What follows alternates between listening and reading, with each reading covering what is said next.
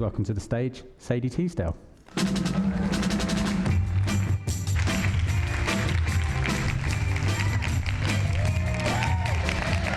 Everyone. Gosh, I feel like Britney Spears today, wearing my little mic. Today we're going to be talking about TransPennine Express in partnership with Wavemaker and Blis. But before we get to any of that, I appreciate it's 3:30 in the afternoon and people probably need a little bit of a shake-up. So I would like everyone to stand up, if you're able to show me how many of you checked your phone before you got out of bed this morning.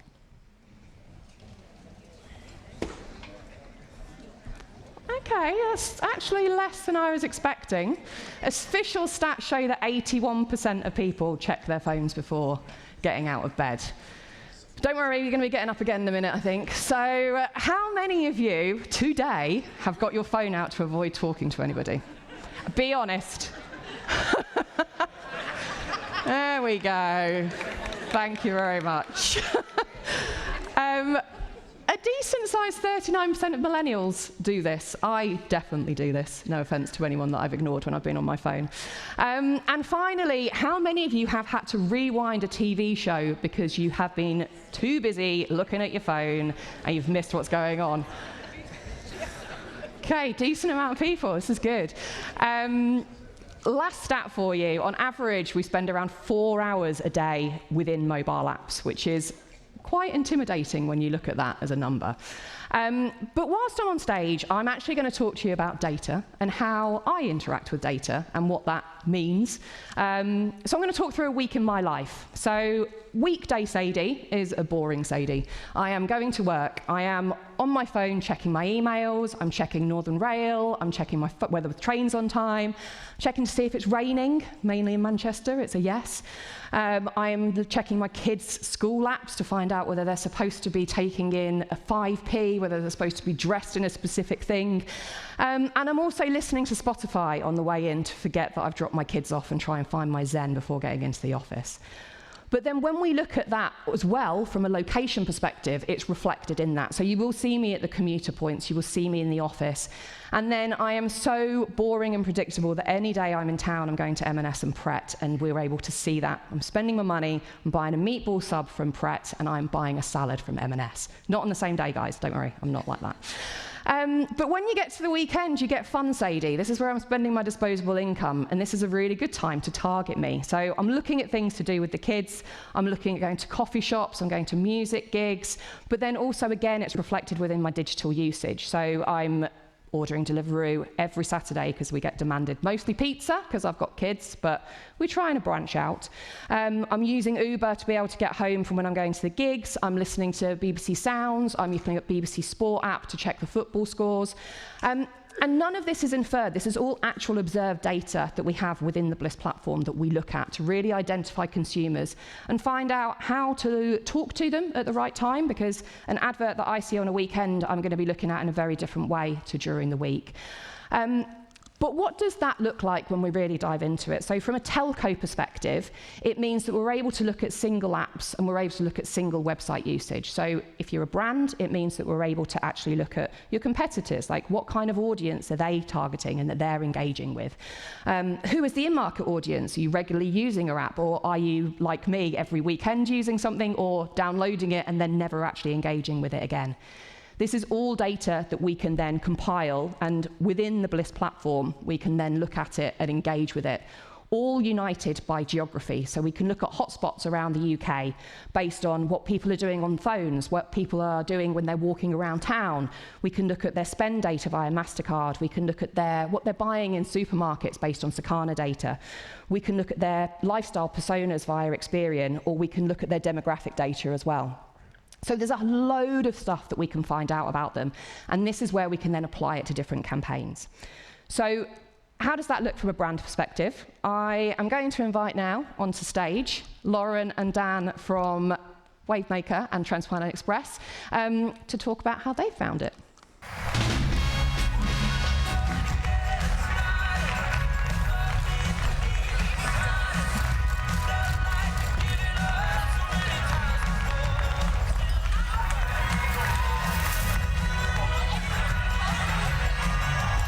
We're just going to watch this first. We're all going somewhere, so let's go there together. TransPennine Express. Together, we're going places. Hi guys, thanks Hello. for joining. First question to you, Lauren. So you've been at TransPennine Express for 2 years now. How have you found the growth over the past 2 years, and what have been the main challenges? Yeah, so for me, coming into, first of all, I'm Lauren Williams, TransPennine Express, digital specialist. So for when I came into TPE, it was a really challenging period for the rail industry as a whole. So it was we were coming out of a difficult period. So for us as a brand, we wanted to make sure that we were building a creative that shows that momentum, shows our positivity, shows how authentically northern we are. Our main focus is routes across the north and Scotland, and we wanted to make sure that that really resonated, showcasing our the places that we serve, the routes along our kind of network, and also having that really authentic voice of Sam Fender, which was a great element to the ad, I think, as you've all just heard, who's really authentically northern.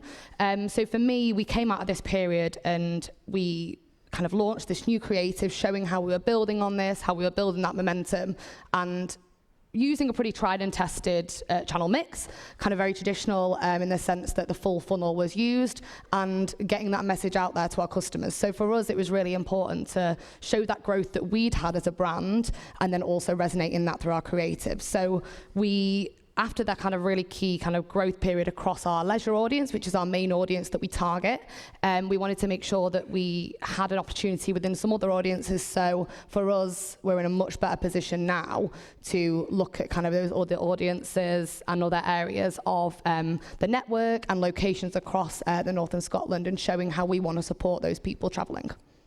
Perfect. And I know you mentioned leisure there, but I know that commuter audience was something that you really wanted to focus on as well. So Dan, do you want to introduce yourself first, and talk through the commuter campaign that you really focused on? Cool. Hi everyone, I'm Dan, digital planning lead from Wavemaker. So Lauren, I think we've been working together now for like 2.5 years. So we're super lucky in terms of the partnership that we've got. So sort of an internal study came out around sort of headroom within the commuter sort of audience and that cohort.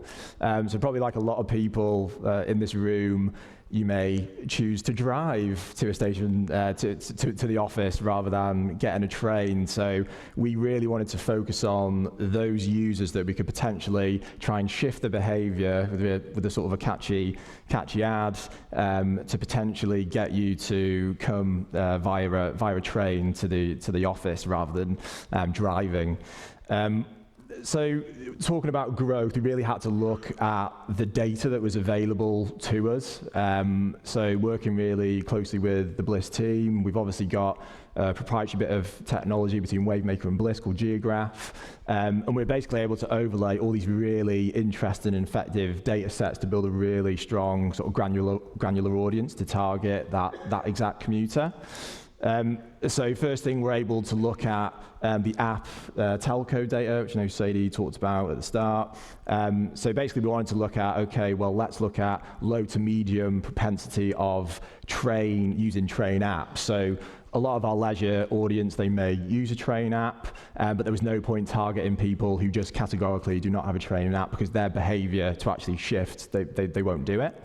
And then we had to look at census data as well, so making sure that the audience, they actually drove and had a car.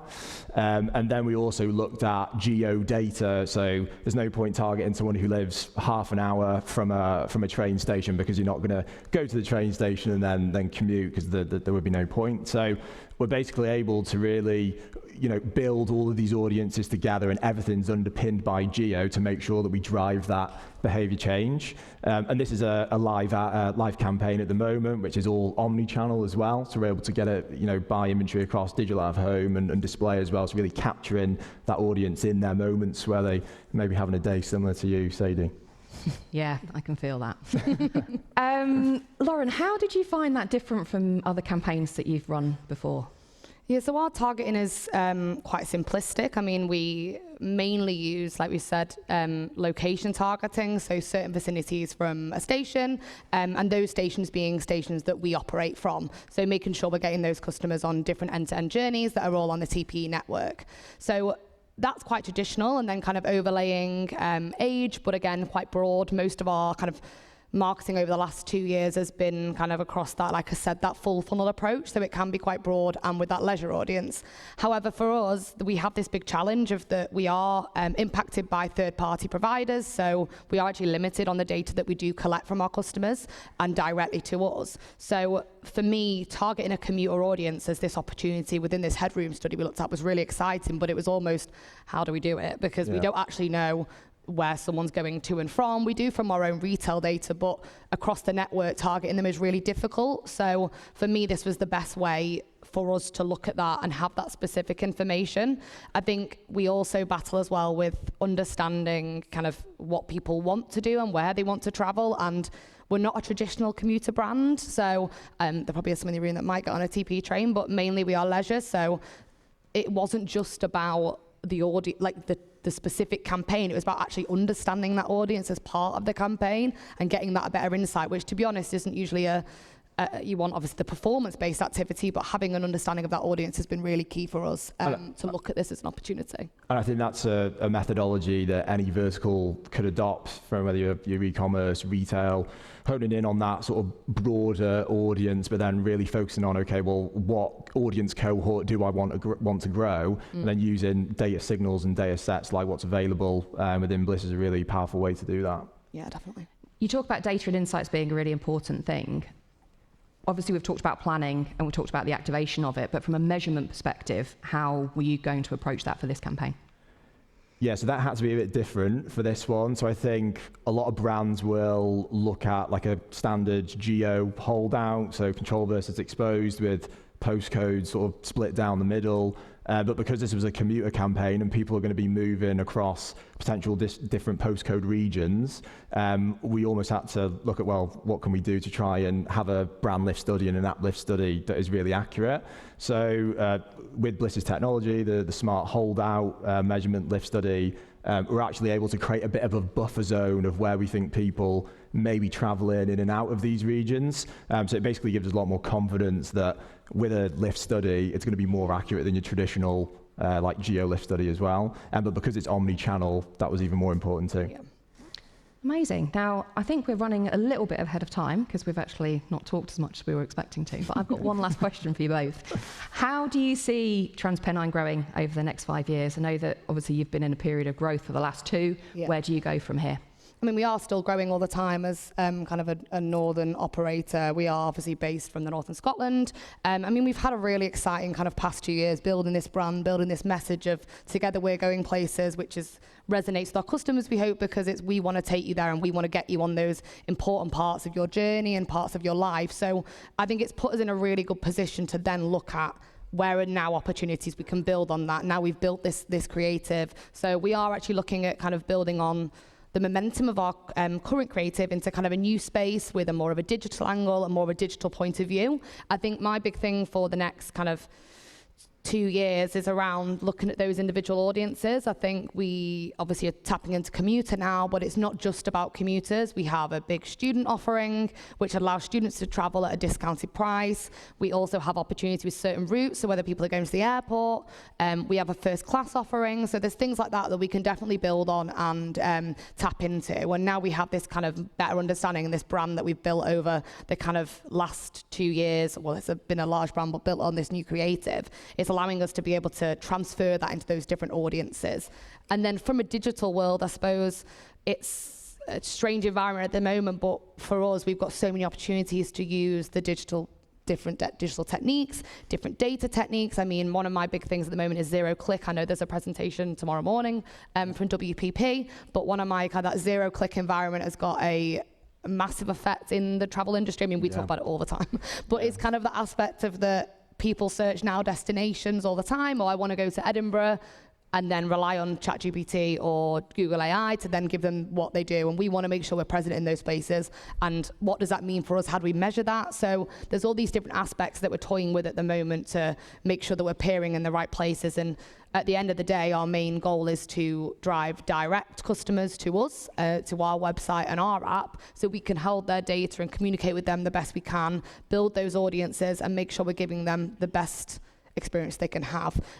So for me, it's very big in that space. But I suppose, I know we've talked about one-click quite a few times, Dan. Yeah, and I think from a search perspective, in terms of like the search resurgence around like TikTok search and then WPP, we're now on the pilot for ChatGPT OpenAI ads as well, which is a really exciting development. And I think we're just remaining agile in terms of, I know we're a rail brand, but we can really tap into some of those really exciting developments in the industry to drive growth on top of the stuff that we're doing with those data sets.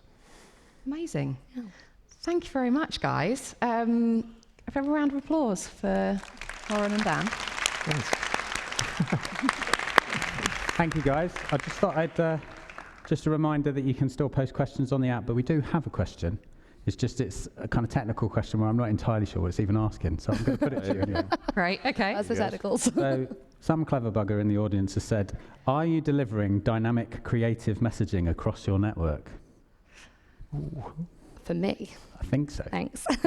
So we are actually introducing this. A big challenge we have is that obviously there's different products, there's different routines. So for us at the moment, we are looking to introduce dynamic creative, specifically across display. For us, it's about communicating something really specific to the customer and giving them that information they need and touching them at all those different search points, whether that's what they're searching, what website they're on. So for us, that's going to be really big in us being able to present ourselves to a customer and what their options are. So yes, we are. Watch the space, you might see it. Thank you. And we have got time for one more question if there's anyone in the audience. We might not be able to get a mic to you in time, but if you raise your voice, we could. Any more questions from the audience? No, I could put one then. I think, Sadie, I still can't quite let go of like the weird insights you might have into human life. What's like the weirdest thing that you have ever learned through observing people's use of their phones? The weirdest thing? Well, we had within the platform, one of our insights people down in London built their ideal boyfriend in the platform, from spend data, where they went, The spend data. what kind of products they were buying, and then found the hotspots around the UK where they would find that type of person. I don't think they ever actually did anything with that. I hope. Who knows? But yeah. There's Lovely. A lot you and can is that a find out. service that you now... Yeah, that's the new thing we're launching today. And we'll Come get you see there on us. the train. Yeah. Grant, that wasn't something I expected that we'd be uncovering today. Anyone else? We've now got Sophie who can run to you with a mic if anyone has a question. No one's brave. No, I think everybody is overcome with insight overload. Okay, I think we should leave it there then. Thank you so much. Please, a big round of applause for everyone. I know it's the way.